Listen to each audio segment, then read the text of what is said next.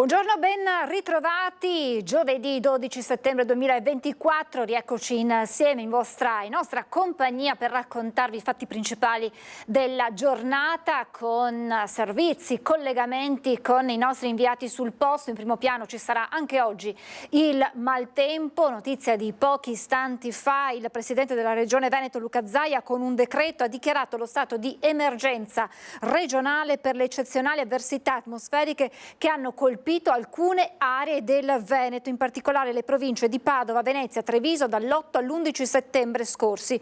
I comuni interessati sono Monselice ed Este, Venezia e Salzano, Nervesa, Giavera del Montello, Volpago, Arcade Susegana in provincia di Treviso, nei quali si sono verificati allagamenti diffusi e dissesti con danni alle infrastrutture e al patrimonio privato e alle attività produttive. E noi tra pochissimo andremo proprio ai confini tra Giavera e Nervesa con Cristian Arboet, che sta raccogliendo le testimonianze di cittadini e commercianti disperati per i danni causati dall'ultima ondata di maltempo, e non è ancora finito perché nel pomeriggio sono previste nuove precipitazioni. E restando sempre nella Marca trevigiana, vi racconteremo a breve con Anna De Roberto di un raid vandalico in centro Aspresiano, ma poi vi racconteremo anche purtroppo di una tragedia accaduta ieri sera a Padova, in centro a Padova, dove uno studente di 23 anni si è tolto la vita. E poi approfondiremo anche alcune tematiche con i nostri ospiti nella seconda parte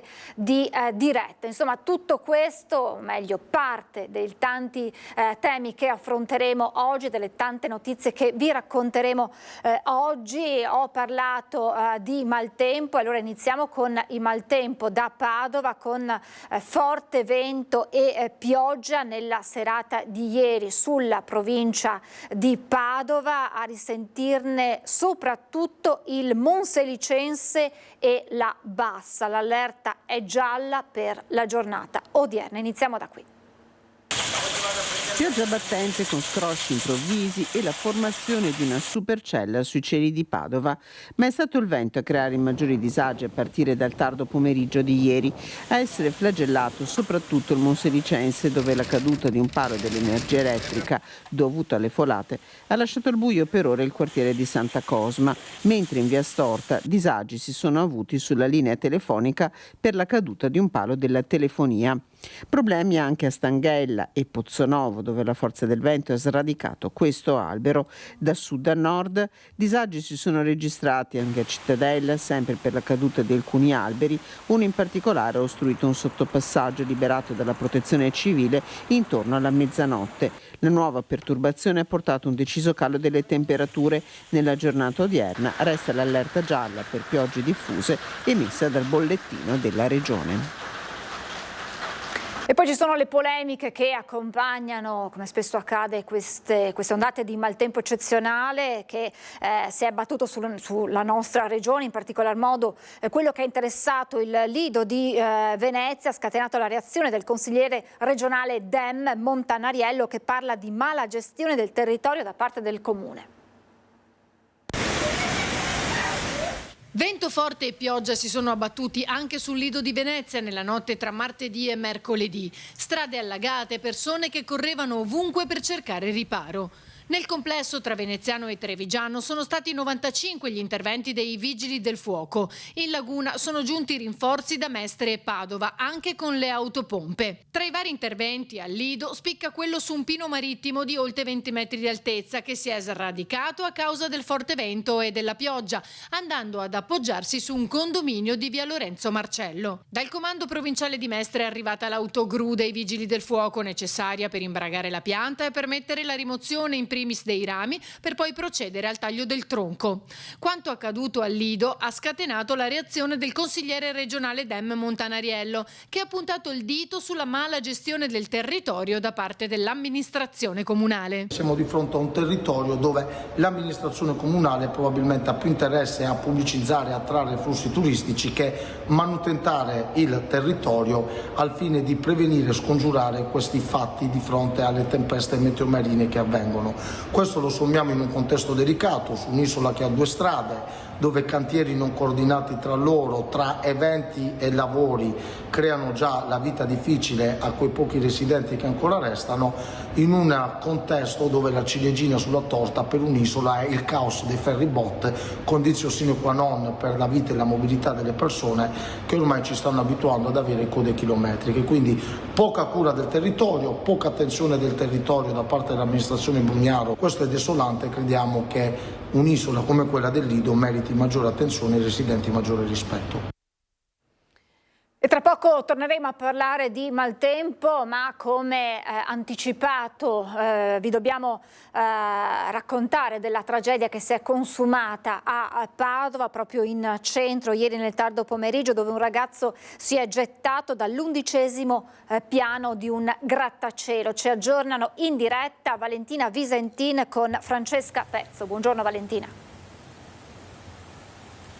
Sì, buongiorno da Padova. La tragedia è avvenuta nel grattacielo Palazzo Europa che vedete alle nostre spalle. Intorno alle 17:45 di ieri pomeriggio un ragazzo di appena 23 anni è salito all'11° piano e si è gettato nel vuoto. Ancora molti interrogativi intorno a questa tragedia, a partire dalle motivazioni che sembrano legate allo studio. Il ragazzo prima di gettarsi aveva urlato alcune cose riferendosi alla sua tesi e alcuni esami che gli mettevano paura. C'è la mia tesi nello zaino, ha urlato prima di lanciarsi nel vuoto. Una tragedia che sembra essere stata, un gesto che sembra essere stato pianificato dal giovane che per entrare nel palazzo il giorno prima aveva preso appuntamento nel salone di bellezza per parrucchieri che vedete al primo piano di questo edificio. Dopo aver preso l'appuntamento, essersi presentato all'appuntamento, il giovane ha salito le scale fino all'11° piano e si è gettato nel vuoto. I rumori prima del tonfo di vetri rotti hanno allarmato i residenti, che hanno allertato il portiere, signor Antonio, che ha cercato di raggiungere il giovane al 23° piano, di parlare con lui e di farlo desistere, ma purtroppo non c'è stato nulla da fare. Quando sono arrivati i soccorsi il ragazzo si era appena buttato pochi secondi prima nel vuoto. Sul posto anche la polizia scientifica per i rilievi, il pubblico ministero ha disposto l'autopsia sul corpo del giovane. Ricordiamo anche per le persone in difficoltà, per le situazioni di fragilità, i numerosi numeri di sostegno e di aiuto come quello del telefono azzurro, lo 02 23 27 23 27, attivo 24 ore su 24, o il numero verde della The Leo Found Onlus 800 168 678, per citarne sono alcuni, ma sono numerose le Onlus e le associazioni che danno un sostegno psicologico a chi è in difficoltà, soprattutto i giovani, magari alle prese con i problemi legati allo studio. Una tragedia che ha scosso moltissimo il portiere dello stabile, che ieri ha cercato in tutti i modi di aiutare il giovane. Questa mattina ha raccontato quanto è accaduto ai nostri microfoni. Io vi lascio con le sue parole e restituisco la linea allo studio. Sinceramente penso che mi rimarrà negli occhi finché vivo, perché una tragedia del genere non si dimentica facilmente. Capitata all'improvviso così e non riesco a darmi un perché, però presumo che fosse già tutto quanto premeditato, perché, ripeto, se non lo faceva qui lo faceva da un'altra parte, quindi... Lei ha visto entrare questo ragazzo? Io ero in galleria assieme a delle persone, quindi lui è arrivato normalmente, perché abbiamo saputo dopo che aveva un appuntamento dal parrucchiere già prenotato il giorno precedente, e ha suonato il campanello normalmente, aveva il giubbetto di cuoio, aveva lo zainetto sulle spalle, quindi è entrato senza dare nessun motivo, non era né irrequieto, sereno. Ha preso, si è aperta la porta, è salito su, e dopodiché dal lasso di tempo che è andato dal parrucchiere a che si è ucciso sono passati 3/4 d'ora, quindi presumo abbia preso le scale e abbia trovato il pianerottolo idoneo per buttarsi giù. C'è da ricordare una cosa: ieri era l'11 settembre, giornata di tragedia, Non so se avesse premeditato giorno, mese, roba del genere. A lei resta un rammarico? Resta un rammarico di non essere riuscito a localizzare dove si trovava finché cercava di buttarsi giù, perché io ero sotto che cercavo di dissuaderlo, di desistere, l'ho invitato in portineria, lui mi diceva che non ce l'aveva con me, farfugliava. Diceva che la laurea ce l'aveva con lui, che gli esami e la tesi l'aveva fatta e che non ce l'aveva con me, che aveva paura che mi facessi male perché mi venivano giù i vetri che lui rompeva dall'11° piano, quindi potrebbero essere stati una ghigliottina. E allora mi urlava e mi diceva: non ce l'ho con lei, se ne vada via perché sennò si fa male. E dopo un certo momento ho sentito il tonfo, me lo sono visto davanti che stavo chiamando il 118. E quindi basta. Un racconto davvero forte, toccante, intenso, questo del portiere, degli ultimi minuti di vita di questo ragazzo. Torniamo a parlare di maltempo, come promesso, ai confini tra Nervesa e Giavera del Montello. Siamo nella Marca trevigiana flagellata dal maltempo e la disperazione di cittadini e commercianti. Buongiorno a Cristian Arboit con Nicoletta Rizzetto. Buongiorno Francesca, a tutti i telespettatori di Antenna 3, anche da parte di Nicoletta Rizzetto. Siamo ritornati sui luoghi del maltempo tra Nervesa della Battaglia e Giavera, dove la situazione, lo possiamo dire, ne parlavo poco fa anche con Nicoletta, è peggiore di quello che sembrava all'inizio, perché parliamo di danni diffusi su tutto il territorio tra Nervesa e Giavera. Ci siamo fermati qui in località Bavaria. Con Nicoletta stavamo raggiungendo il sindaco Maccari di Giavera del Montello per parlare dell'argine del Brentella. Poi la nostra attenzione appunto è ricaduta su questo angolo appunto di Bavaria. Siamo in via Genio Zappatori. Abbiamo visto innanzitutto questo negozio, questo laboratorio di bioedilizia, e ho visto la signora Milli che stava lavorando con gli stivali in gomma, e quindi ci siamo fermati. Voi avete riportato tantissimi danni, signora Milli? Sì, da noi è entrata l'acqua, abbiamo avuto dai 30 ai 40 centimetri di acqua all'interno, per cui ci sono stati danni materiali al computer, alle materie prime. Abbiamo ancora acqua dentro, per cui non riusciamo ancora a poter quantificare quanto c'è stato, specialmente nella parte più la parte dietro del laboratorio, dove non riusciamo ad entrare perché finché non finiamo di estrarre l'acqua non ci arriviamo. Quindi danni ai materiali, alle materie prime, ai mobili. Ecco, lo vedete, i nostri telespettatori lo stanno vedendo dalle immagini. Tra l'altro questa sera vi mostreremo anche la situazione sulla retro. La nostra Nicoletta prima è entrata appunto con gli stivali. E Nicoletta, adesso raggiungiamo anche la signora Bignu, però prima c'è Lucio, che è appunto marito di Milli, e prima dicevamo, Lucio, se non arrivano i ristori qui si mette male. Sì, purtroppo. Anche perché abbiamo perso tutte le materie prime, penso, perché controllavo il primo acchito, così tanto per capire, però finché non abbiamo levato l'acqua non possiamo quantificare. Comunque sarà dura, molto dura. Ecco, senta, voi avete capito da dove è arrivata tutta quest'acqua? Non abbiamo capito niente. Cioè, i vigili del fuoco ci hanno detto che era il canale della Vittoria, però non sappiamo esattamente. Ecco, signora Milli? Sì? Mi diceva? No, stavo semplicemente dicendo che noi siamo una piccola azienda, anzi una mini azienda, per cui una cosa del genere ci crea veramente un grande danno, che non sappiamo neanche se riusciremo mai a ripartire, perché come tutte le piccole aziende chiaramente non abbiamo grosse possibilità di reinvestimento, anche perché sono 25 anni che facciamo questo tipo di produzione e purtroppo purtroppo tutte le materie naturali, gli oli, le cere, gli impregnanti che noi facciamo ancora non sono riusciti a sfondare, nonostante il problema della crisi, e che la gente dovrebbe cominciare a rendersi conto. Anche una cosa come questa dovrebbe far capire, perché è partita dal territorio, dove il territorio non viene minimamente curato. Io non sono di Bavaria, sono di Treviso, però da quello che mi hanno detto sono anni che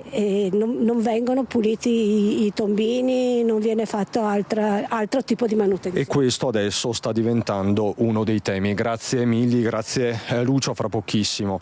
La signora Gianna abita qui sul retro, non so se possiamo vedere la sua casa. Gianna Bignou.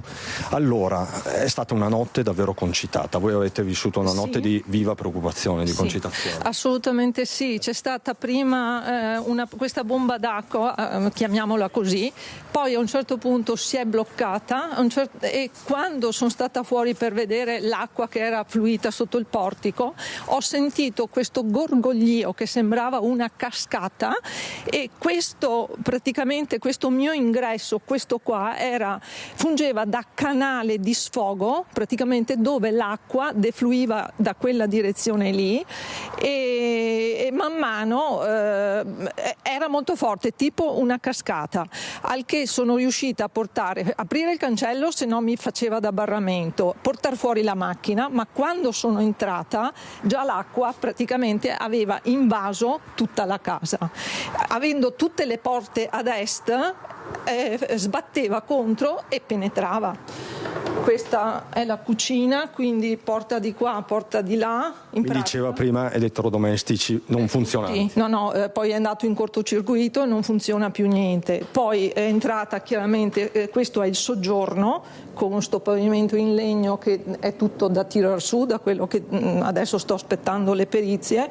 Vedete il divano dove l'acqua fluiva ed è arrivata nella massima cosa fino al secondo scalino. Da questa parte poi si procede, perché appunto, essendo così alta, non è che si sia fermata, è entrata da questa parte, quindi tutti i mobili praticamente penetrata all'interno. Da questa parte ho gli armadi, scusate che ho il deumidificatore per cercare di assorbire il più possibile l'umidità. Assolutamente sì, deumidificatore e anche il macchinario per tirare via il paltano praticamente e tutto, e lavare. È entrata nel bagno, quindi porte da levare, e appunto sto attendendo l'impresario, perché qua probabilmente bisogna tirar su tutto, rifare il massetto e ripristinare. Qua ci sono migliaia di euro di danni. Sì, assolutamente sì. Lei è stata in comune, signora Gianna? Sono stata in comune stamattina perché la carta che c'è stata per la denuncia dei danni non era chiara, dove mettevano delle classificazioni di danni a persone, a cose da 0 a 1, però la responsabile del comune si sta informando per farmi compilare in modo corretto la carta, perché ho detto: se una denuncia non è fatta nel modo corretto dovete darci i termini praticamente della compilazione. In questo momento, Francesca, possiamo riepilogarla così: chi ha un'attività commerciale chiede i ristori per poter ripartire, soprattutto le piccole attività commerciali, le piccole attività artigianali come quella dei signori Milli e Lucio, mentre la signora Gianna ci diceva, insomma, in questo momento servirebbero sì ristori ma anche semplificazione, regole chiare. Semplificazione delle cose, capire la natura del problema, perché non è la bomba d'acqua in se stessa, e a un certo punto io sono sfollata perché sopra al piano superiore ho solo la camera, per cui non avendo niente di utilizzabile per mangiare, lavarmi e tutto, sono costretta ad andare da mio fratello. Lei dice: sono sfollata a casa mia. Sono sfollata a casa mia, sì. Signora... Io sono da sola e quindi in qualche modo devo sopperire, insomma. Signora Gianna, grazie mille, grazie per la sua testimonianza. Francesca, torneremo a ricollegarci con Nicoletta Rizzetto fra poco da Giavera del Montello. A te la linea. Grazie davvero a Cristian Arboit e a Nicoletta Rizzetto per queste testimonianze. Le parole e le immagini raccontano il dramma che stanno vivendo queste famiglie. Adesso restiamo in provincia di Treviso, andiamo a Spresiano però con Anna De Roberto insieme a Lucio Zanato, insieme al sindaco Marco Della Pietra per questo raid vandalico nel mirino, diversi negozi del centro. Buongiorno Anna e buongiorno al sindaco.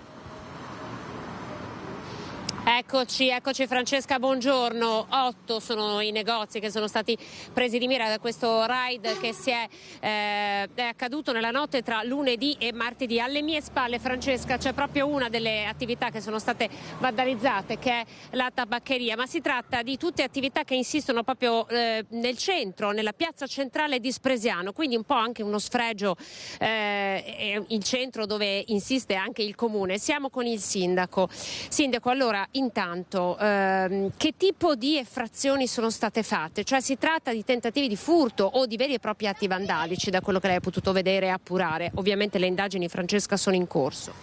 Ma da quello che si vede paiono più atti vandalici, però sì, non ve lo so dire. Io sin dal martedì mattina sono stato in contatto con le forze dell'ordine, sia quelle comunali che quelle provinciali. Ci sono diverse telecamere, stanno appunto vagliando le immagini per risalire all'identità, ecco, di chi ha compiuto questo gesto, che più che un insulto al comune è un insulto all'intelligenza umana, ecco.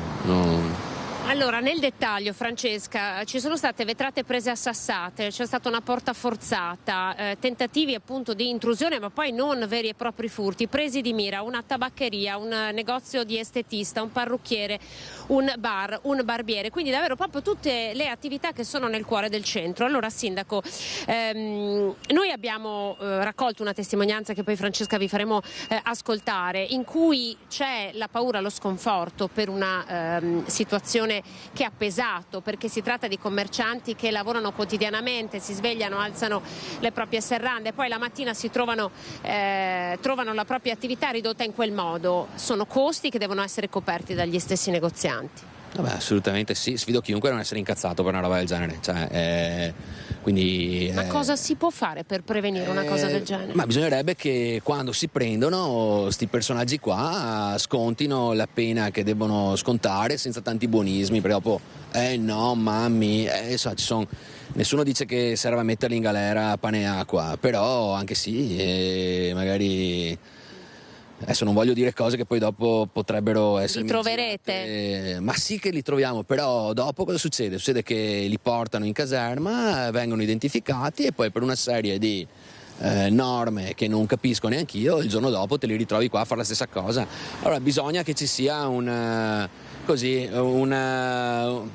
voglio dire sempre la solita cosa della certezza della pena, però anche sì, cioè basta, ma cosa fai queste cose qua? Anche perché dopo si rischia che da questo tipo di comportamenti si passi a degli altri comportamenti, poi la gente è esasperata e succede davvero come quello che è successo a Viareggio, perché la gente non ne può più.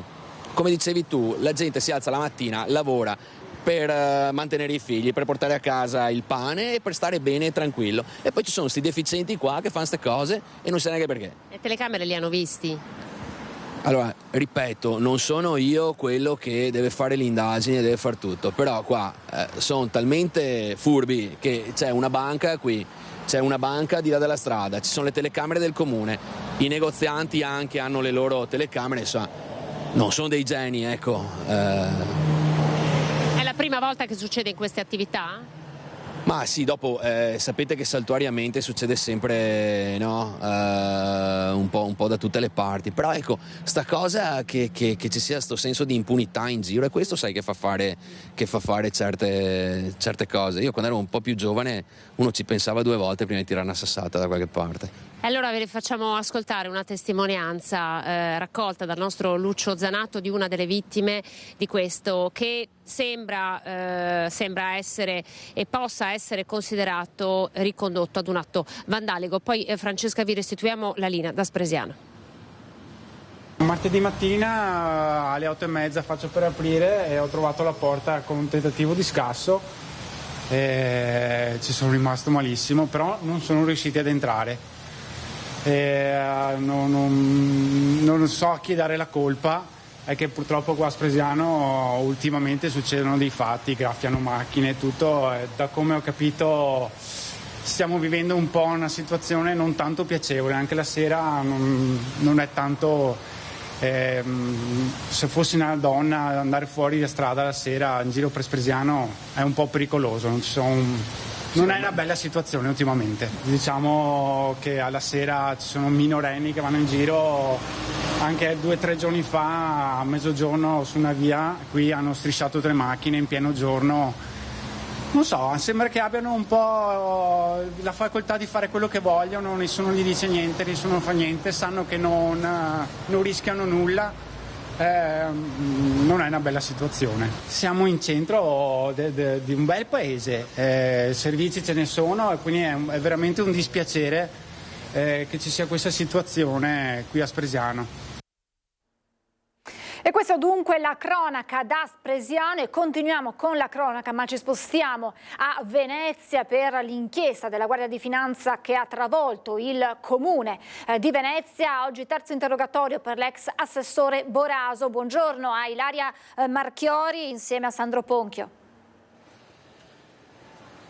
Buongiorno a te Francesca, buongiorno ai nostri telespettatori, siamo proprio qui di fronte alla Procura, oggi è il terzo interrogatorio, come hai già anticipato, all'ex assessore comunale Renato Boraso. Non siamo ancora sicuri che si tratti dell'ultimo, potrebbero essercene anche altri, ma questo lo sapremo solamente al termine dell'interrogatorio, quando uscirà il suo legale, l'avvocato Umberto Pauro. Nel caso fosse l'ultimo interrogatorio, probabilmente ci rilascerà qualche dichiarazione, in caso contrario l'avvocato ha specificato che parlerà solamente una volta terminati i vari interrogatori al suo cliente Renato Boraso. Ma ovviamente si stanno facendo molti interrogatori nell'ambito dell'inchiesta Palude in questi giorni. Proprio ieri ce n'è stato uno che si è concentrato sui piani per trasformare l'area dei Pili dai 41 inquinati ettari sulla laguna in un waterfront di lusso con residence, palazzetto dello sport e alberghi. Sono stati sentiti i legali di Lui Lotti, l'uomo in Italia del magnate cinese Ching, che era stato incaricato dal finanziere di intrattenere i rapporti con l'autorità di Venezia proprietaria dei terreni, come si legge proprio nel capo di imputazione. Bene, gli avvocati hanno voluto chiarire la posizione del cliente dicendo che in realtà quello che è stato la realtà prospettata dalla procura non corrisponde a quello che è effettivamente successo, perché il signor Lotti ascoltava sì quello che accadeva sul mercato e monitorava, ma semplicemente questo, non ci sono mai state azioni o incontri operativi. Dunque, secondo la difesa, i Pili sarebbero stati più che altro un progetto invece dell'imprenditore Bagnin, che si era addirittura proposto, hanno detto, come partner,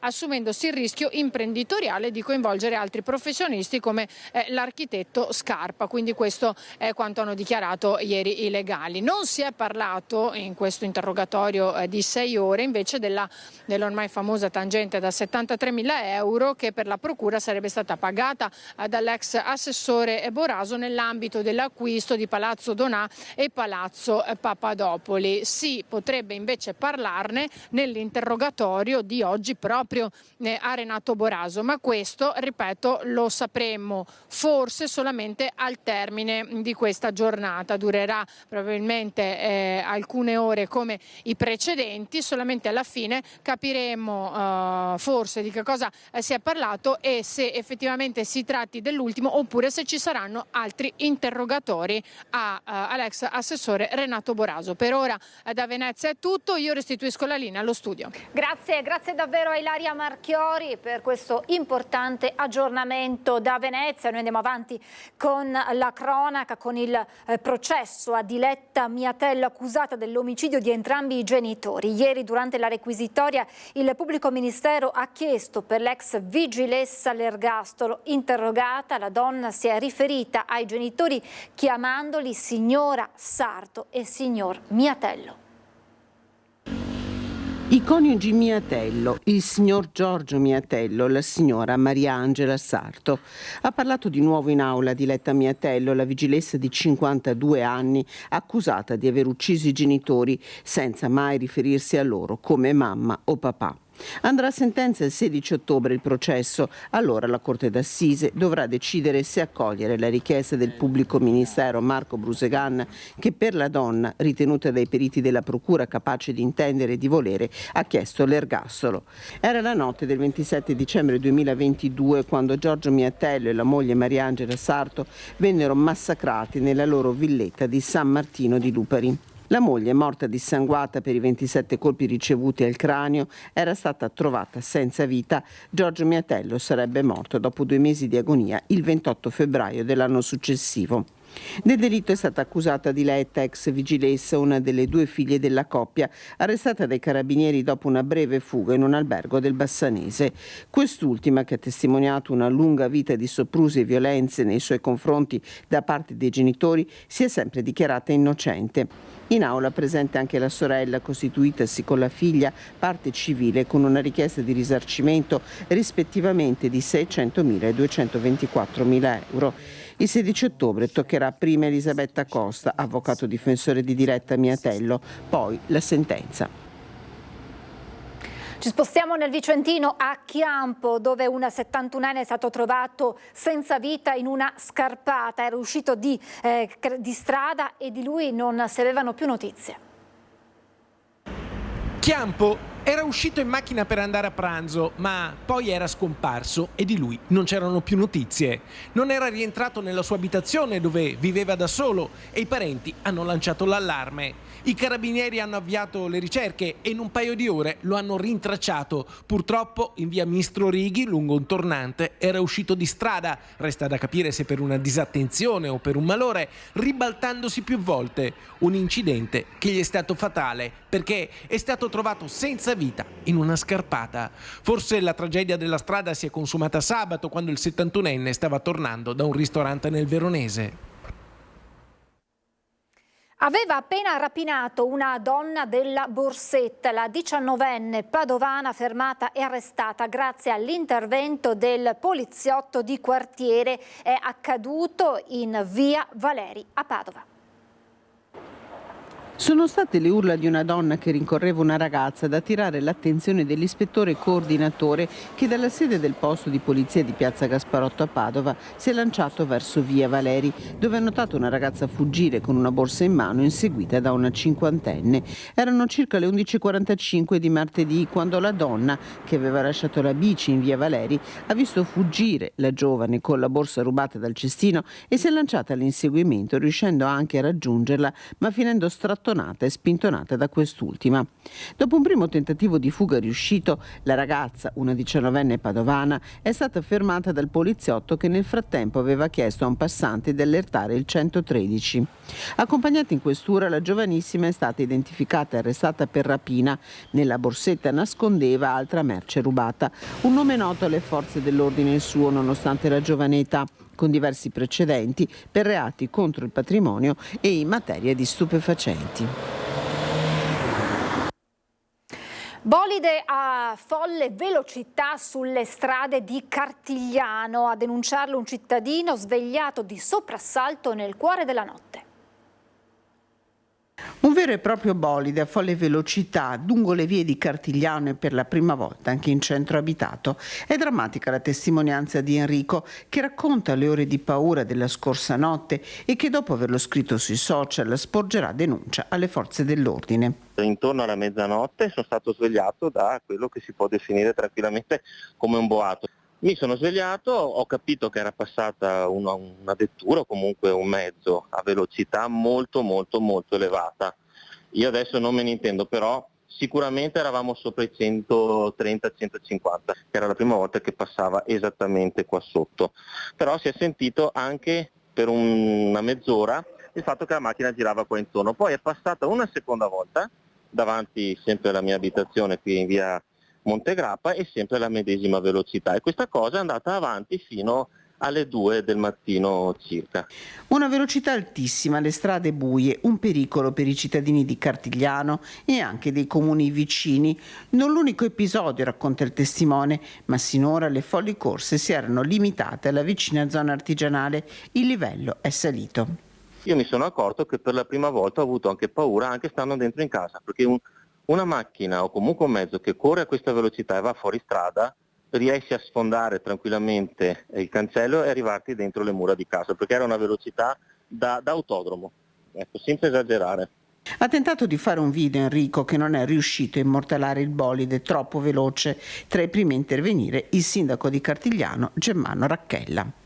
Da subito mi sono attivato chiedendo ai carabinieri e alle forze dell'ordine che ci diano una mano per individuare chi è stato e per vedere anche come risolvere questa problematica. E come ben potete immaginare, anche pur di notte che c'è poca gente, basta una persona per creare un danno irreparabile. Dunque, assieme alle forze dell'ordine, assieme agli altri colleghi sindaci, dobbiamo trovare il sistema per arginare anche questo pericolo. Ci fermiamo per la pubblicità, tra poco.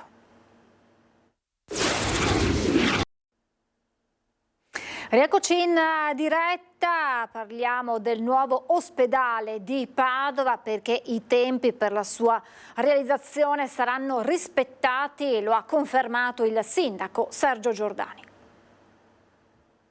I tempi di realizzazione del nuovo ospedale di Padova Est potrebbero accorciarsi, a dirlo il sindaco della città, Sergio Giordani. 7 anni avevamo un ospedale nuovo, 900, anche meno a questo punto, forse 6, 900 posti a Padova, 900 posti a Padova Est. Un ospedale a livello europeo con medici che sono importantissimi a livello qualitativo. Abbiamo le star, queste star come il pezzo medico. Se non andiamo alle strutture, vanno da qualche altra parte, ragazzi, per cui anche i pazienti, perché uno può andare a curarsi dove vuole. Se perdiamo i medici, perdiamo i pazienti, vuol dire che la nostra università perde il prestigio, che è una delle cose più importanti che abbiamo a Padova. Entro 6 mesi il raggruppamento di imprese che si è aggiudicato l'appalto dovrà consegnare il progetto definitivo del nuovo polo ospedaliero che sorgerà in zona San Lazzaro. Un progetto ambizioso che prevede una piastra funzionale, gli ambulatori, un edificio per le degenze e una torre della ricerca. Il futuro della sanità padovana prende forma intanto anche con la nuova pediatria che, come ha annunciato il direttore generale Giuseppe Dalben la scorsa settimana, sarà pronta entro l'estate del 2025.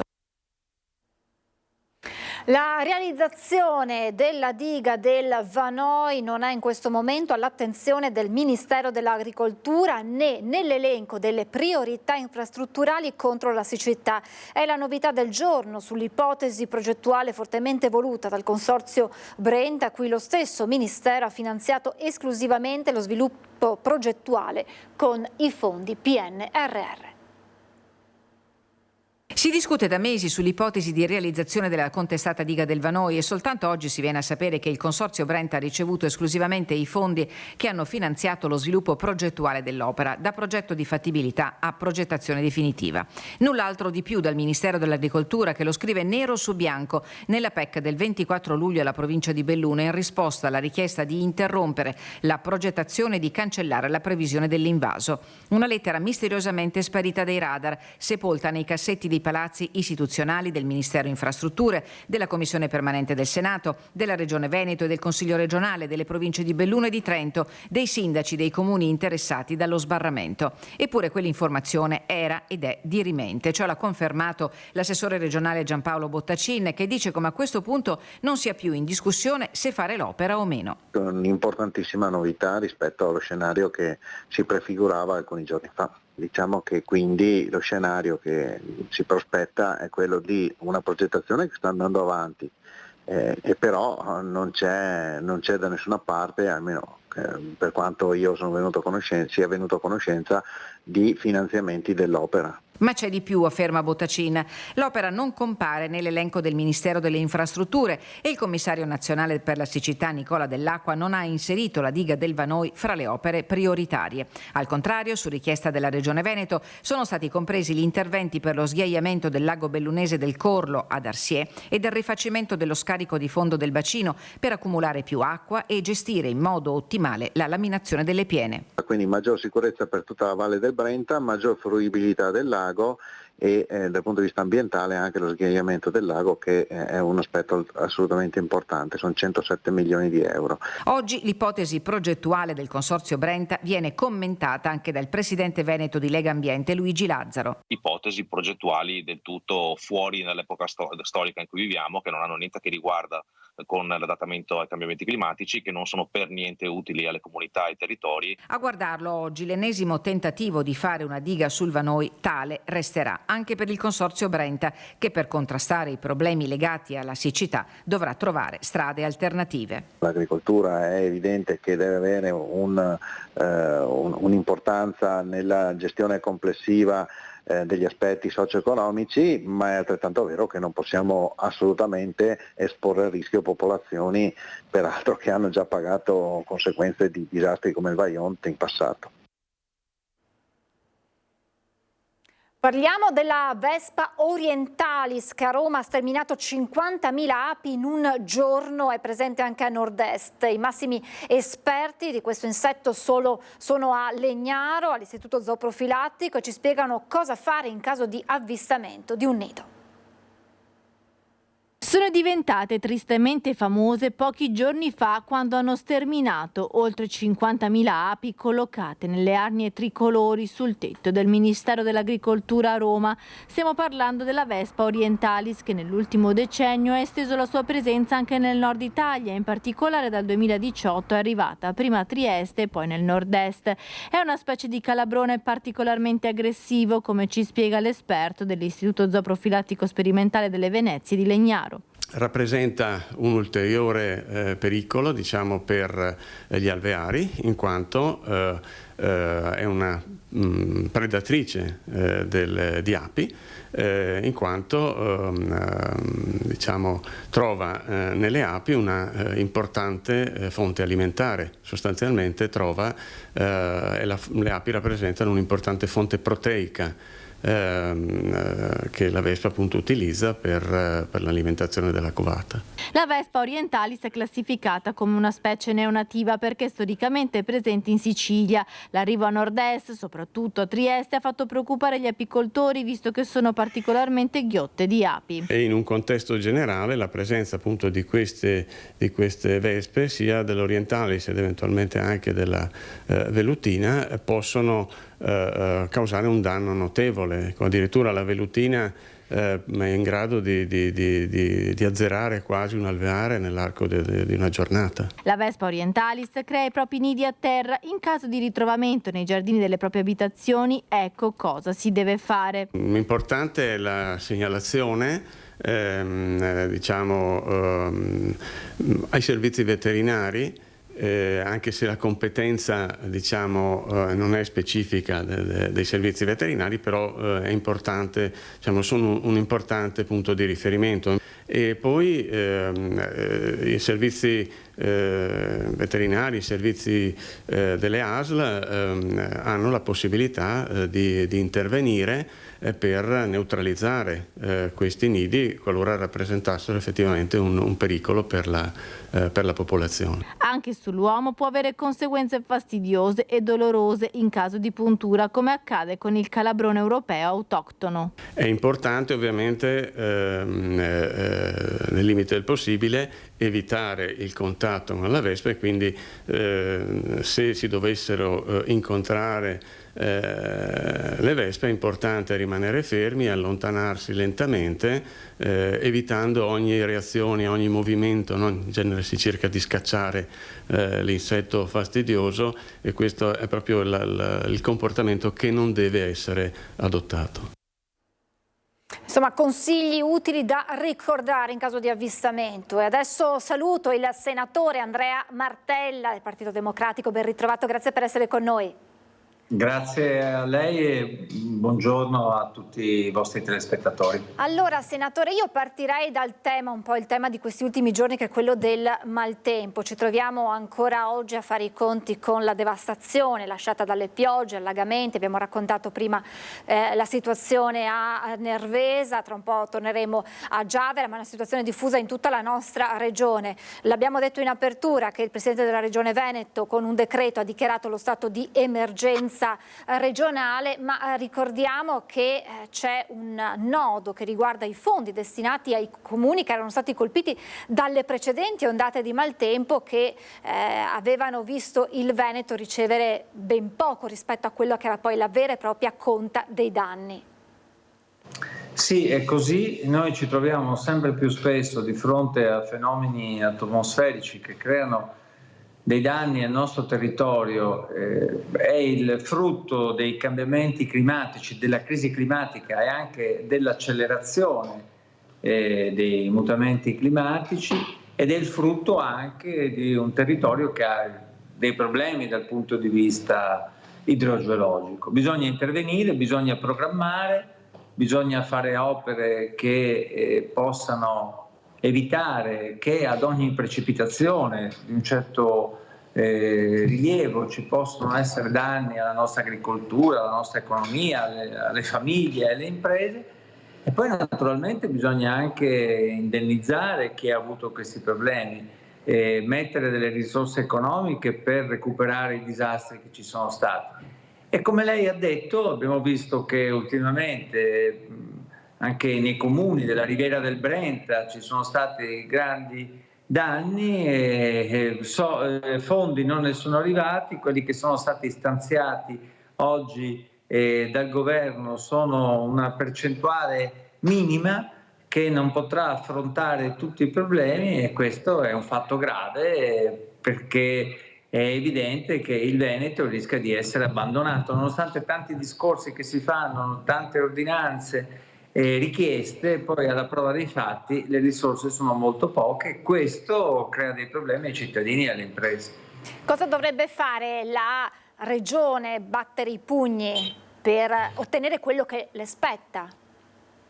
Beh, innanzitutto bisognerebbe che tutto il governo pensasse che questa è una crisi climatica che dobbiamo affrontare sempre di più, e quindi si affrontasse seriamente il tema della sostenibilità ambientale e della transizione ecologica. Nel nostro Veneto questo significa favorire opere di manutenzione del territorio, opere che possono evitare, come bacini di laminazione, problemi che producono maggiore devastazione quando ci sono quando ci sono precipitazioni di questo genere. E poi bisognerebbe non intervenire solo in una logica di protezione civile. Intervengo perché succede qualcosa, chiedo i soldi e poi si vedrà. No, ci vuole programmazione, ci vuole manutenzione, ci vuole cura del territorio e naturalmente ci vuole anche la forza a livello nazionale per fare in modo che le risorse vengano date. E invece questa forza mi pare che ci sia spesso a parole, ma i risultati concreti sono davvero residuali. Tra l'altro una signora che abbiamo avvicinato prima con Cristiana Orboit, che raccontava insomma dell'acqua entrata in casa, della situazione drammatica che stava vivendo, oltre a dei ristori lei chiedeva anche una velocizzazione nel processo burocratico per ottenere poi questi fondi per i danni ricevuti. Spesso la burocrazia è la parola chiave nel nostro paese intorno alla quale ruota il tutto.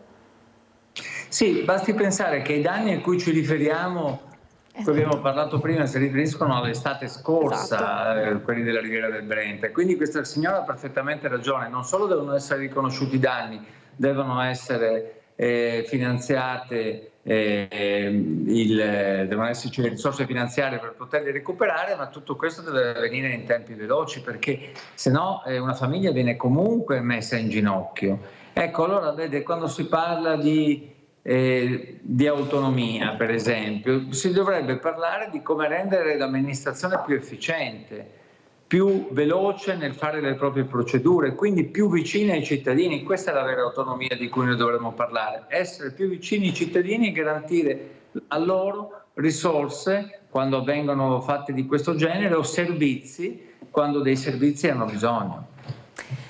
Torniamo ora ad un tema che avevamo affrontato anche giovedì scorso, che è quello della zona logistica semplificata del porto di Venezia e Rovigo, Rodigino, che sintetizzo prevede la completa digitalizzazione dei procedimenti autorizzativi e indica entro il 2024 l'operatività dello sportello unico digitale. Bene, ieri c'è stato un incontro nella sala consigliare della provincia di Rovigo, organizzato con la presenza dell'assessore regionale Roberto Marcato, che oggi che ha detto c'eravamo davvero tutti, dai sindaci alle associazioni di categoria fino all'autorità portuale, tutti uniti nella consapevolezza che questa è un'occasione unica per il Polesine e per il porto di Marghera. Uniamo le forze per promuovere territorio e attrarre investitori. Ha auspicato che il governo preveda il finanziamento anche per il 2025 e insomma dice i tempi sono stretti, bisogna lavorare e fare in fretta, insomma una corsa contro il tempo.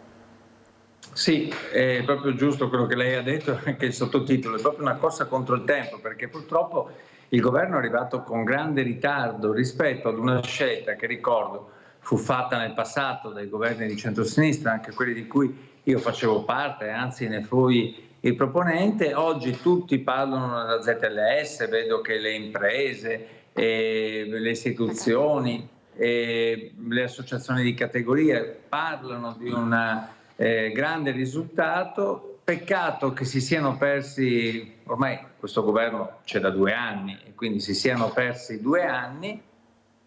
Ora queste risorse, ed è per questo che si parla di corsa contro il tempo, andranno diciamo almeno impegnate entro il 15 di novembre e se non ci sono risorse per gli anni futuri sarà difficile programmare degli interventi. È per questo che io fin da subito ho detto che non solo bisogna utilizzare queste risorse nei tempi più rapidi possibili, ma anche programmarne per gli anni futuri, almeno fino al 2027, perché solo in questo modo un'azienda può venire ad investire e anche a programmare i propri interventi. Che cos'è questa ZLS?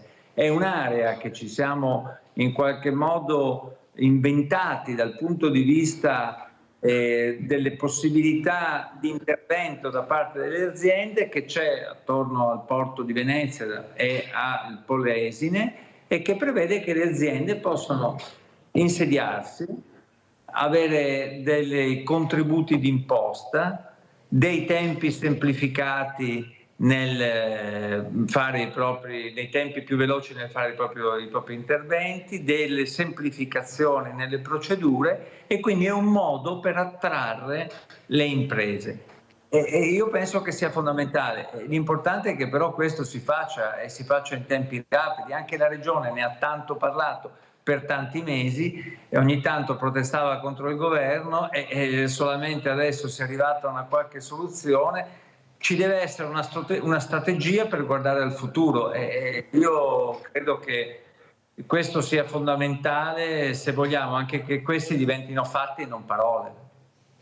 Un'ultima domanda. Abbiamo chiamato in causa più volte il governo che è alle prese con la manovra finanziaria. Leggo dal Corriere.it: manovra, arriva il tetto alle detrazioni ma più sgravi per chi ha figli. Come funzionano? Quindi gli obiettivi: rafforzare gli incentivi alla natalità, risparmiare sui 105 miliardi che ogni anno vengono mangiati dalle attuali 625 agevolazioni fiscali e avere un controllo ferreo della spesa. Questa si può leggere come la volontà di combattere la denatalità che purtroppo aumenta sempre più nel nostro paese. È sufficiente, secondo lei? È difficile parlare della manovra economica perché allo stato attuale, al di là delle anticipazioni giornalistiche, c'è davvero molto poco di ufficiale e anzi i tempi sembrano allungarsi. Quello che c'è di certo è che l'attuale governo dovrà rispondere ad una procedura di infrazione nei confronti dell'Europa e dovrà quindi recuperare delle risorse per i prossimi 5 anni che andranno bloccate per un eccesso di debito pubblico.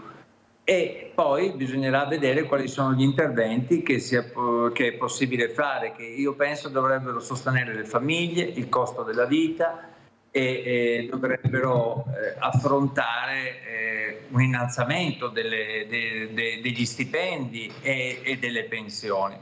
Temo che questo governo non sia in grado di fare questa scelta. Si parla molto delle detrazioni per le famiglie, per i figli. Qualche giorno fa si è parlato dell'eliminazione dell'assegno unico, sarebbe stato un grande errore. Io spero che non sia così, noi ci opporremo. Adesso si parla di interventi per favorire la natalità.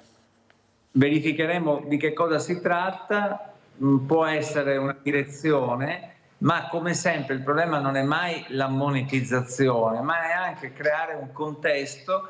Le famiglie possono fare i figli se ci sono determinate condizioni di servizi, di asili nido, di servizi scolastici, di trasporti, di alloggi che costano di meno, di possibilità di avere un mutuo per una famiglia, per una coppia che decide di avere un figlio. Insomma, è una politica complessiva di welfare che ha bisogno di una visione e a me pare che qui si proceda a spot piuttosto che a una visione che sia in grado davvero di combattere la denatalità e di offrire più servizi alle nostre famiglie. Nei prossimi giorni la Premier Meloni dovrebbe incontrare l'ex Presidente del Consiglio Mario Draghi dopo quella che è stata la ricetta che l'ex direttore della BCE ha dato per avere un'Europa competitiva, altrimenti ha detto sarà una lenta agonia. Che ricette potrebbero arrivare da Draghi per l'Italia?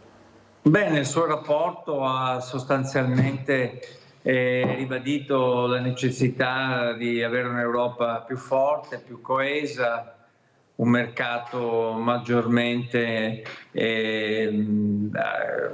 coordinato, interventi per la sicurezza, per la difesa e la possibilità di un debito comune per favorire degli investimenti e anche nuove tecnologie. Mi pare che in quello di Draghi nel rapporto di Draghi ci siano indicazioni molto utili e mi pare che l'attuale governo sia ben lontano dal pensare ad una visione di prospettiva, si pensa piuttosto giorno dopo giorno, del resto vediamo le polemiche su cui sono implicati e mi auguro che possano alzare lo sguardo e pensare innanzitutto che l'Italia può diventare più forte se facciamo in modo che l'Europa non sia l'Europa che magari siamo abituati a vedere, che magari diciamo è un'Europa che necessita di alcuni interventi di carattere economico, sia un'Europa politica, sociale, ma che non sia nemmeno un ritorno agli stati nazionali e sovrani come vorrebbero quelli del centrodestra. Un'Europa appunto in grado di gestire interventi economici, sociali, fiscali, di sviluppo e di industriali che in questo senso possa aiutare l'Italia. Chiarissimo come sempre il senatore Andrea Martella, grazie davvero per essere intervenuto e torneremo ad aggiornarci presto con lei. Buon lavoro, grazie. Grazie a voi. Buon lavoro. Grazie davvero senatore Andrea Martella e questi sono i temi caldi di questi giorni a livello locale, a livello nazionale. Noi ci fermiamo ancora per qualche istante di pubblicità e poi torniamo e torneremo a parlare ancora di maltempo. A tra poco. Di nuovo in onda, insomma, è iniziato da 24 ore il nuovo anno scolastico, ci sono anche alcuni numeri resi noti dall'Ufficio regionale scolastico del Veneto, sono 549.314 gli studenti e le studentesse del Veneto che hanno ripreso ieri le lezioni, nella scuola primaria gli alunni sono 181.233, di cui iscritti alle classi prima e 35.817. Nella secondaria di primo grado gli alunni sono poco più di 125.000, 41.931 iscritti al primo anno, mentre nella secondaria di secondo grado, quindi le scuole superiori, gli studenti sono 206.272, 41.610 iscritti alle classi prime, 66.194 invece i docenti che hanno preso servizio servizio, che sono entrati anche loro in aula per il primo giorno, e tra questi sono compresi anche gli insegnanti di sostegno.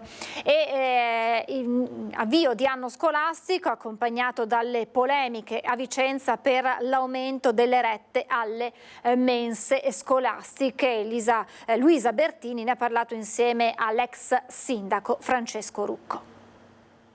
Polemica sulle rette scolastiche comunali che non si placa alla luce del Consiglio Comunale infuocato di lunedì, alla luce dell'inizio delle scuole. Siamo in compagnia con l'ex sindaco Francesco Rucco. Ecco, polemiche che non si placano anche alla luce dei dietrofront sostanzialmente dell'amministrazione. Sì, il Consiglio Comunale serviva ad aprire un confronto pubblico sul tema mense. L'amministrazione non ha avuto coraggio di individuare le risorse economiche per coprire gli aumenti di questi mesi disposti appunto con la delibera di agosto scorso all'improvviso, e da questo punto di vista scarica sulle famiglie il peso economico di questi aumenti, andando incontro solo su aspetti comunque secondari.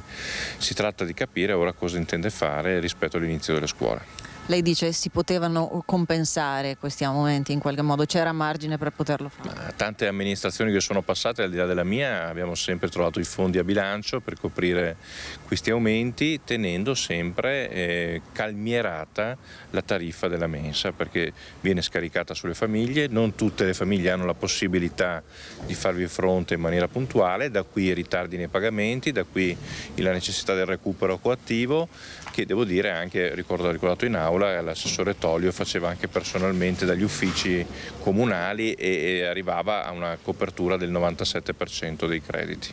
Ecco, abbiamo parlato di famiglie, noi siamo andati a sentirle, le famiglie, proprio alla luce dell'inizio delle scuole. Sentiamo che cosa ci hanno detto i genitori. Ci aspettiamo di finire il prima possibile, perché a causa di questi rincari delle mense almeno un anno e poi siamo fuori.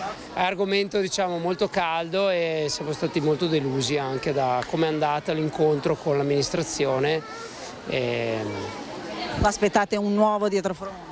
Io lo spero, devo dire sinceramente lo spero, quindi spero che questo messaggio sblocchi la situazione e ci sia un nuovo confronto. Le aspettative di quest'anno quali potrebbero essere? Che i ragazzi chiaramente si possano trovare bene come l'anno scorso, anche sotto il profilo della mensa, che c'è stata un po' di polemica. Ci auspichiamo che le cose vadano come l'anno scorso, che sono andate bene comunque. Aspettate un nuovo dietrofront dall'amministrazione? Non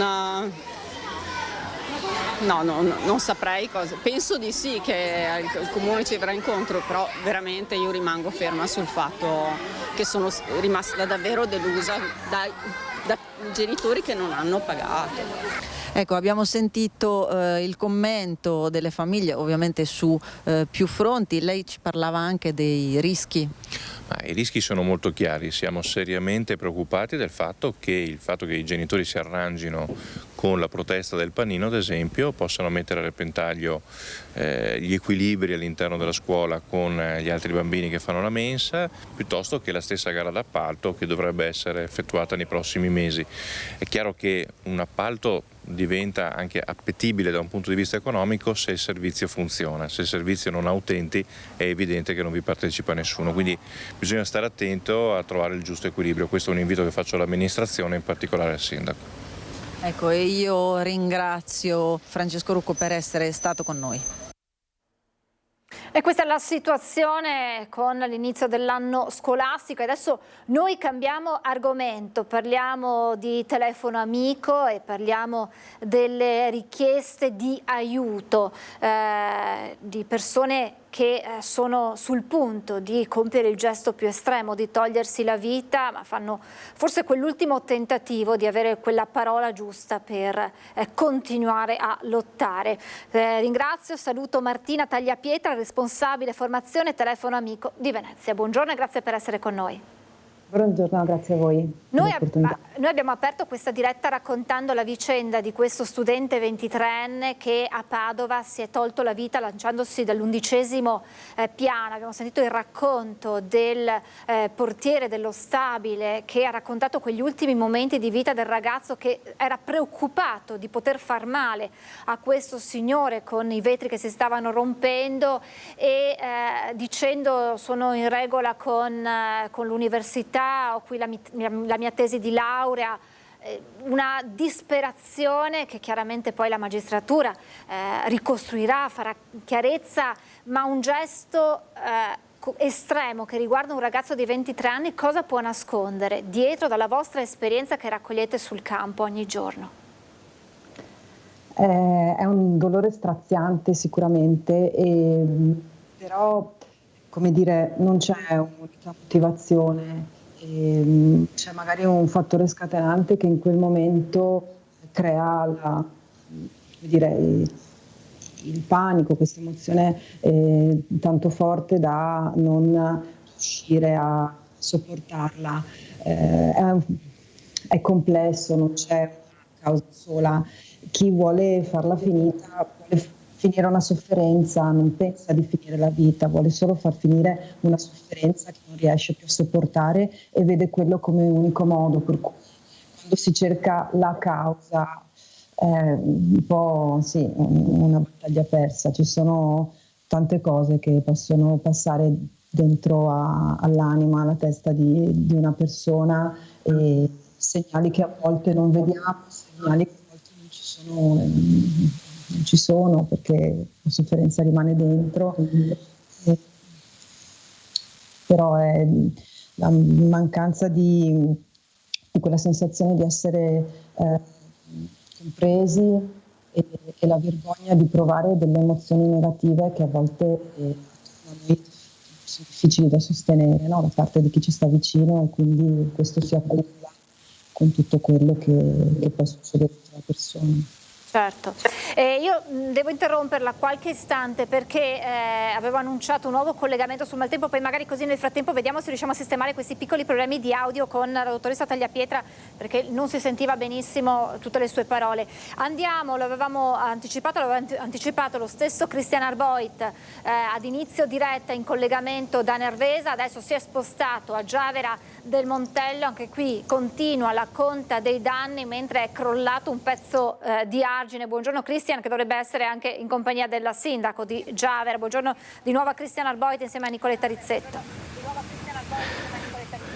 Buongiorno di nuovo Francesca, questi gli effetti del maltempo che si è abbattuto su Giavera del Montello. Siamo in via Pedemontana, questo è l'argine del torrente Brentella, o perlomeno questo è quello che rimane dell'argine, perché qui vedete una ferita, ma sono tante le ferite lungo il corso del torrente. Qui con me, come dicevi bene Francesca, c'è il sindaco Andrea Maccari. L'amministrazione comunale è mobilitata proprio in queste ore su vari fronti. C'è questo primo fronte che implica tutta una serie di richieste, una in particolare quella di avere una cabina di regia per occuparsi di acque, sostanzialmente di gestione delle acque. Serve fare un passo ulteriore? Assolutamente sì, buongiorno a tutti intanto.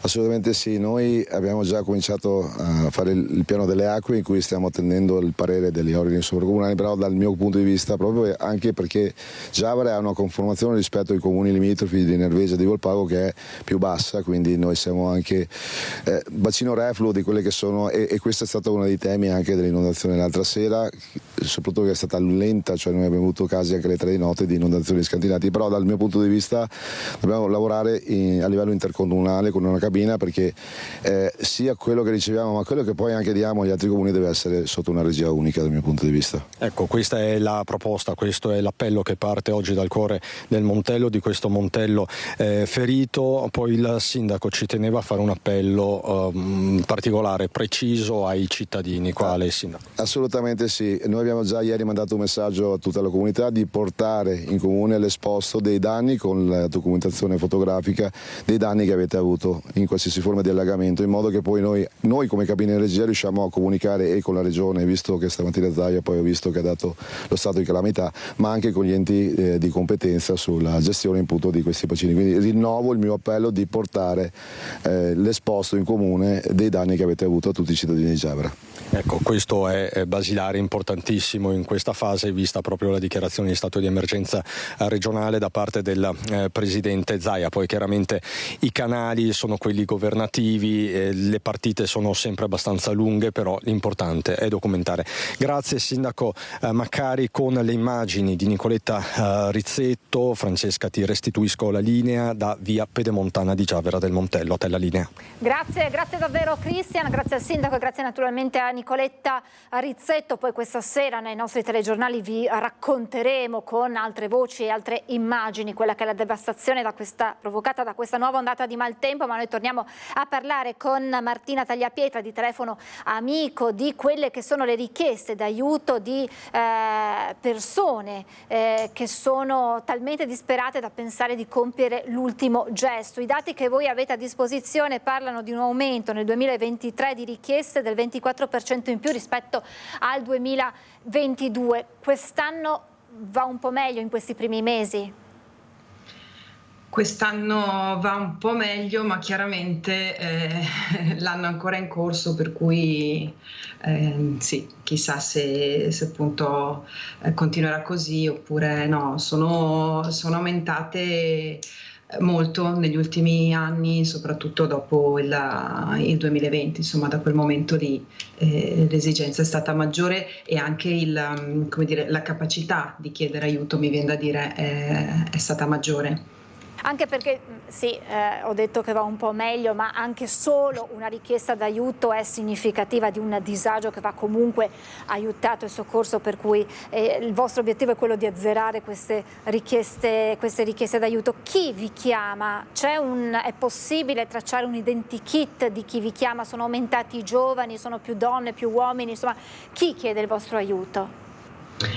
Allora, è una linea generalista, chiamano un po' tutti, però sicuramente negli ultimi anni sono aumentate le persone giovani, i ragazzi, sono molto numerosi, insomma una percentuale maggiore di uomini, però il dato più indicativo credo che sia proprio quello delle generazioni più giovani, di ragazzi che chiamano e che appunto cominciano ad usufruire del servizio telefonico. Noi abbiamo anche un servizio WhatsApp e un servizio mail che sono molto frequentati dalle fasce di età più giovani, e invece abbiamo notato che anche il telefono negli ultimi 2-3 anni ha avuto un grosso incremento, anche da 14, 15, 20, 25 insomma giovani.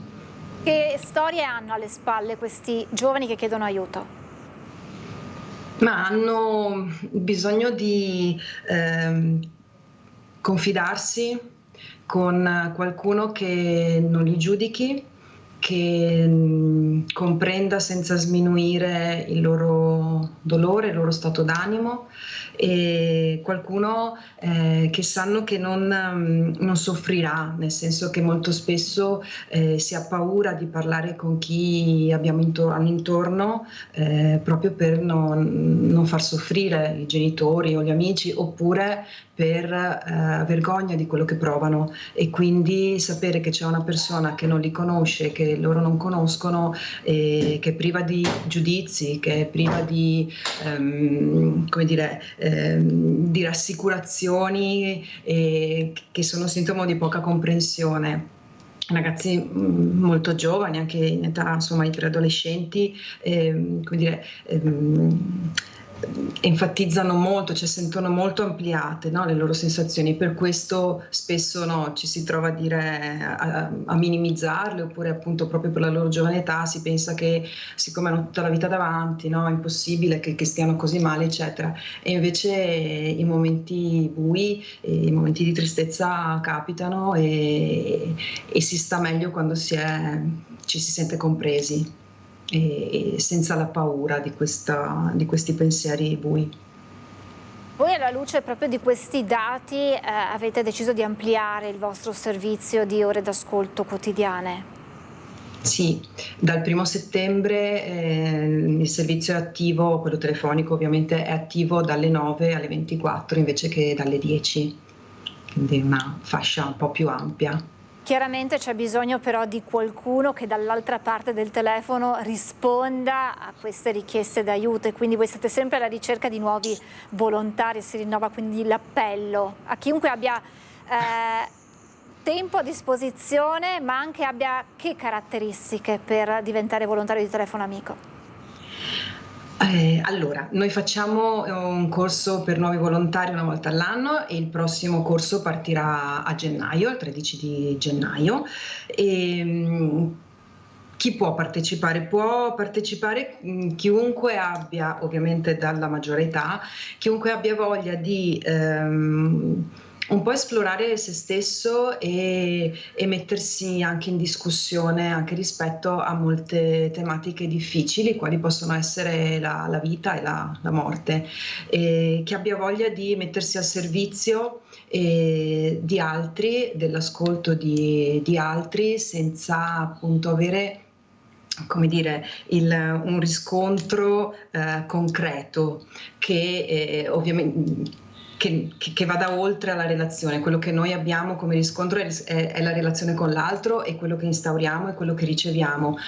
Non abbiamo ovviamente riscontro di quello che succede dopo che queste persone hanno parlato con noi, quindi questa parte sembra così secondaria, in realtà insomma è buona parte. Comunque il nostro corso è selettivo, ma è prima di tutto autoselettivo, nel senso che quando si comincia ognuno cerca di capire se può fare, no, se ci può stare dentro a questo abito e dentro a questa modalità di aiuto, che è un po' diversa da quella che appunto a cui magari siamo più abituati, che è quella concreta, che è quella di trovare delle soluzioni, di dare dei consigli, di essere attivi in questo senso.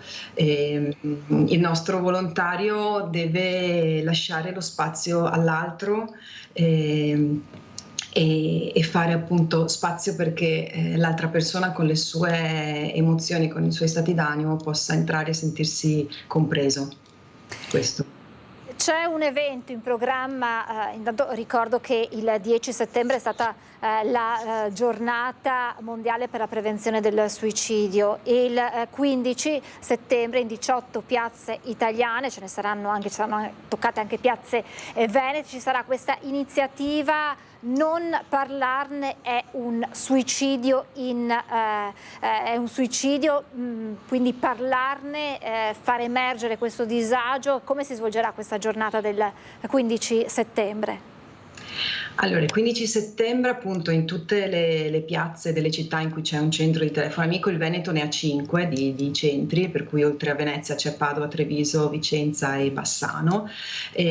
Appunto c'è questa attività legata alla giornata internazionale di prevenzione al suicidio, che è stata il 10, e i volontari saranno pronti ad accogliere le persone chiedendo loro la propria emozione in quel momento e di dargli un colore, quindi di che colore ti senti oggi e perché. In cambio, diciamo, daremo un braccialetto colorato con il nostro hashtag, che appunto Non parlarne è un suicidio, e questa è l'attività che appunto sarà nella stessa giornata in tutte le piazze delle città dei centri.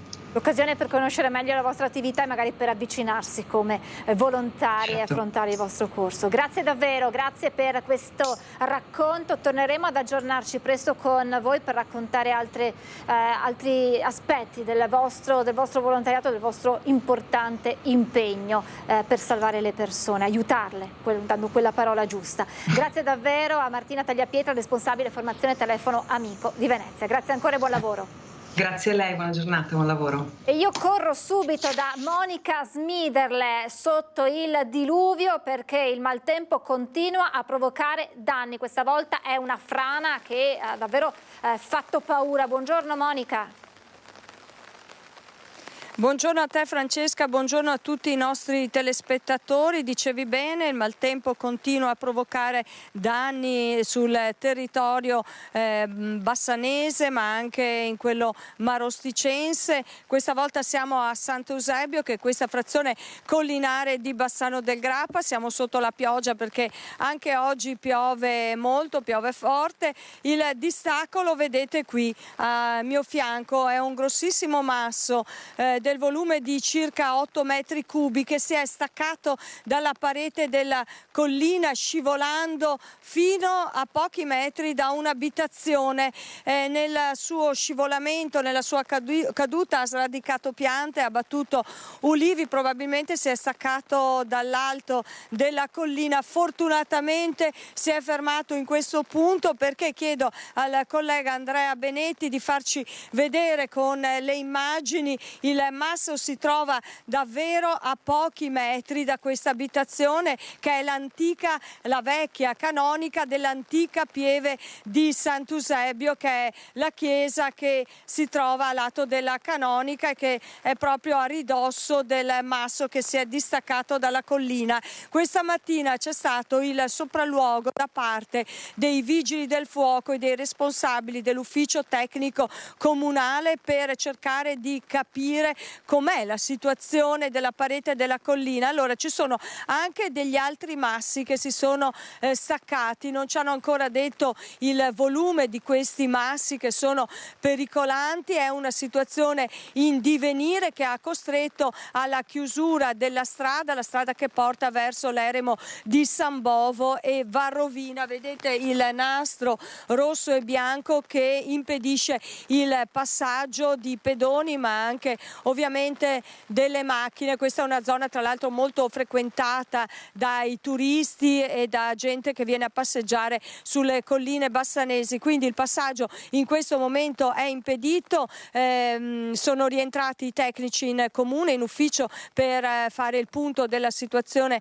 anche con i responsabili, alla luce anche della perizia che verrà stilata nelle prossime ore dai vigili del fuoco, anche loro qui questa mattina in sopralluogo. Resta da capire se i massi che sono pericolanti potranno scivolare a valle, perché c'è questa casa che si trova proprio lungo il percorso dei massi e dunque il pericolo è concreto, il pericolo è reale. Ci dicevano i ragazzi che vivono dentro la casa che hanno sentito questo grande boato, questo scivolamento, questo forte rumore nella notte e dunque la paura è concreta, è palpabile. Per il momento da Sant'Eusebio è tutto, è una situazione, come vi dicevo, in divenire. Sono in corso le valutazioni da parte dei tecnici e dei vigili del fuoco per eventualmente valutare anche lo sgombero di questo fabbricato. Per il momento vi dicevo è tutto, la linea torna allo studio. A te Francesca. Grazie davvero a Monica Smiderle, grazie ad Andrea Benetti per queste immagini davvero impressionanti di questo enorme masso proprio a 2 passi da un'abitazione. Un veloce aggiornamento di cronaca che arriva dalla Marca Trevigiana. I carabinieri hanno arrestato su ordine della magistratura 2 uomini di 28 e 42 anni senza fissa dimora, accusati di aver minacciato con un macete un acconciatore maschile, minacciandolo dunque di incendiare il locale qualora non avesse dato corso alla loro richiesta di un taglio di capelli gratis. Il fatto risale allo scorso giugno, quando i 2 indagati si sarebbero anche resi responsabili di rapina ai danni di un passante rimasto lievemente ferito da un taglio all'orecchio provocato dalla stessa arma. Entrambi gli episodi si sono registrati a Castelfranco Veneto. Per i due è scattata la custodia cautelare in carcere. Noi siamo in chiusura, ringrazio Italo Morao e Alberto Pivetta in regia. Adesso c'è il meteo, poi la pubblicità e poi a seguire l'approfondimento dedicato al disagio giovanile, come riconoscerlo e affrontarlo. Si parlerà del ritorno sui banchi di scuola, spesso accompagnato da ansia e stress e di disturbi alimentari, ma anche dall'uso di sostanze. In studio ospite di Alince Montanieri, il dottor Michele Canil, neuropsicologo e psicoterapeuta. Grazie ancora per averci seguito, buon proseguimento di giornata.